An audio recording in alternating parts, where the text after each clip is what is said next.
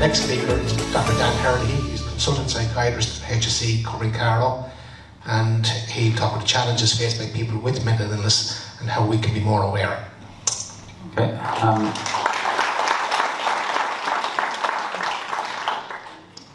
Thanks. It's been wonderful for me actually to be here tonight and to hear these talks. I've learnt information I didn't know before, but it's also been very reassuring for me to hear the efforts, for example, of the GA to promote positive mental health in the young people and even in their own members, and to look after people who might have retired from the GA clubs. It really kind of reflects then what's going on around the country and how important we're taking mental health in the country. And I think we've heard some very good strategies here for protecting your mental health, real life strategies by people who've done great things in their lives, and I think if they can put these strategies in place, we can all follow suit. I'm actually going to talk tonight though about the reality that sometimes in spite of our best efforts, we can find our mental health slipping anyway, and it's possible we may become ill. It's common, that can happen. For example, about 20% of people will suffer from major depression in their life.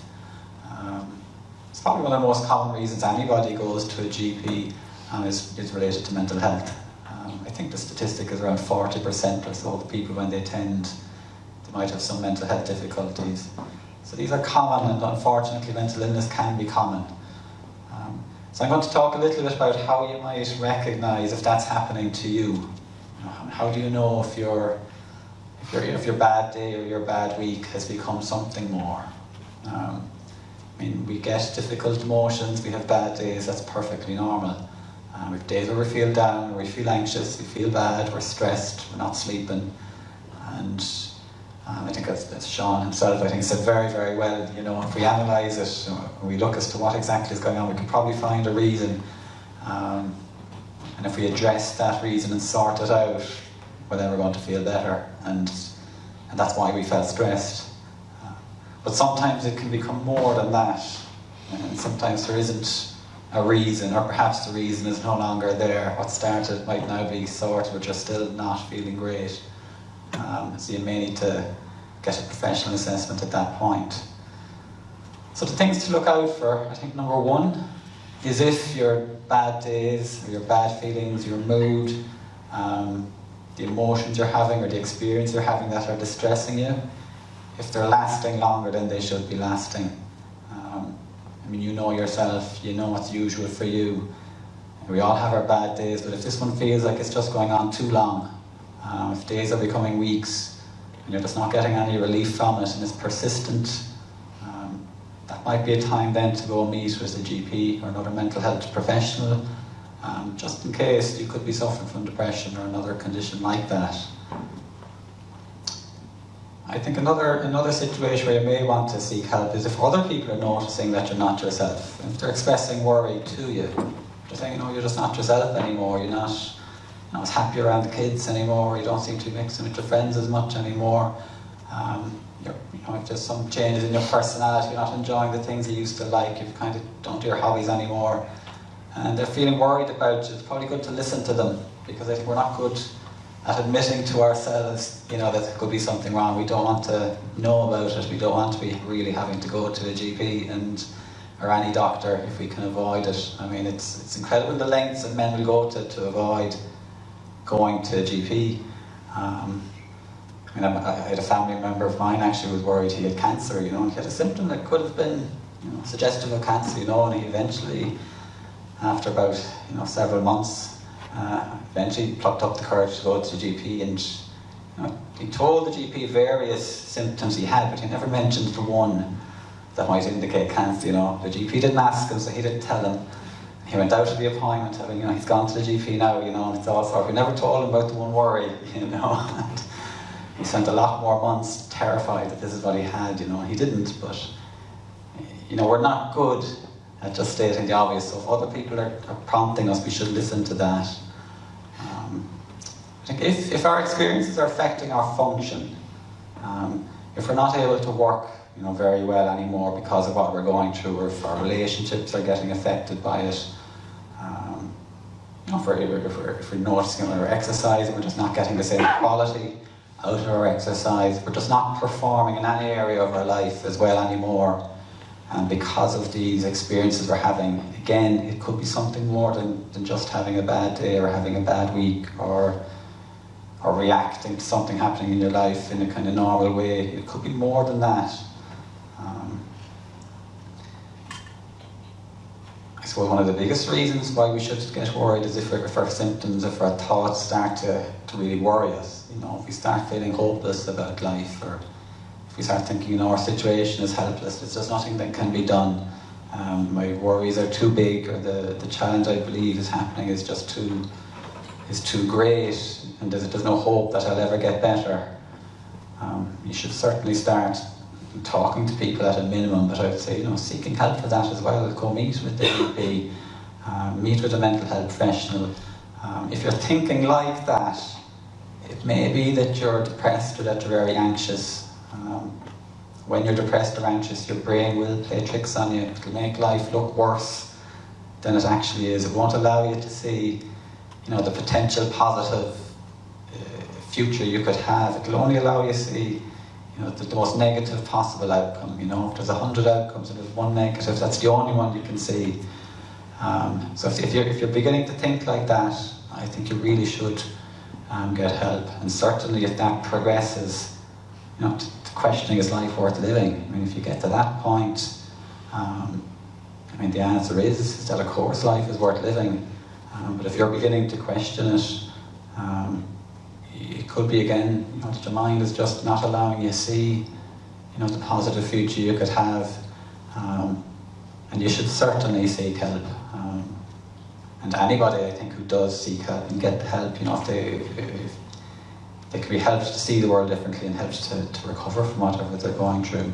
So it is very important.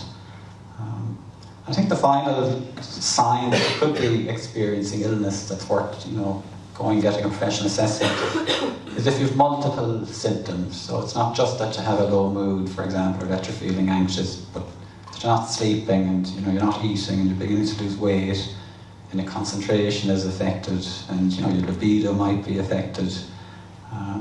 Again, if you have multiple symptoms, that could indicate then that it's more than just an emotion that you're feeling for a limited period of time. So if you have any of those features, or if you have multiple of those features, you should certainly seek help. As Ronan said, there's professionals out there whose job it is to deliver that help, and if you're not coming, well, then we're not doing anything, and we want you to come. That's why we're there. Nobody will be judging you. These issues, these problems are common. So just a little bit about what it'll look like if you come to mental health services. You will meet, you might attend your GP, or you might attend a psychiatrist. They'll sit with you, probably for a psychiatrist, and will sit with you for the best part of an hour. We'll find out about your life, about always up from being born up until now, get your story. Find out about your general health, find out about your current situation, relationships. We find out what's been going on, when did it all start, how did things progress, and where we're at now. And putting that together, then we may arrive at a diagnosis, or a suspected diagnosis if there is one. It won't be just a case of saying, well, you're depressed, here's a prescription for medication. That's not the approach. It's a bigger picture than that. It's more looking at, well, these are the stresses in your life, these are the areas that you're struggling in that might be affecting your mood.